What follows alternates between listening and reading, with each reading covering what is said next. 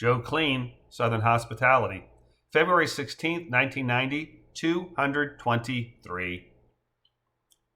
In response to Joe's profane but pleasantly delivered admonishment, Bear sputtered and fumed in inarticulate apoplexies to baby cakes and words of uppity, Yankee, veteran, and I oughta wafted from the third row of the minibus to the front. Rising from his seat, Idris turns to Joe and says, "Sir, may I have a word with you? Outside, please," in firm but calm tones. "In the rain?" Joe exclaims, adding, "Sure," as he rises, nods, and follows the driver off of the minibus. Stepping away from the door 3 paces, Idris turns to Joe and asks, "It's Joe, right? Your name is Joe?" Joe, the corners of his mouth arcing downward as his eyebrows arc up, replies, "That is correct," without any trace of amusement. "Yes, that is what I remembered from yesterday. I greatly appreciate how the barbarian in the back of the bus can get under the skin. I certainly have felt and understood his sun barbs, but I must ask you to ignore him and please do not curse him out again.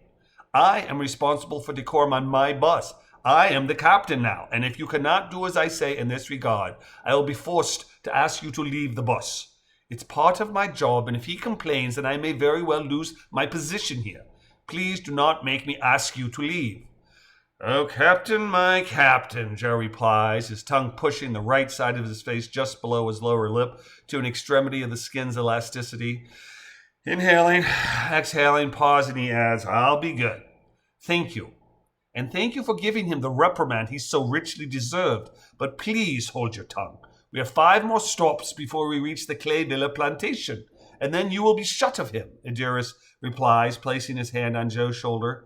"Yeah, I'll be shut of him, but what about you?" "Have you ever been to Ethiopia?" Idris asks. "Me? No, never. St. Kitts is the most exotic place I've ever been. U.S., Canada, Jamaica, and now here." "Well, here," Idris sweeps his arm outward as he utters the word here, "is paradise compared to home. I have plenty to eat, a safe place to stay, and a job. I'd like to keep it that way."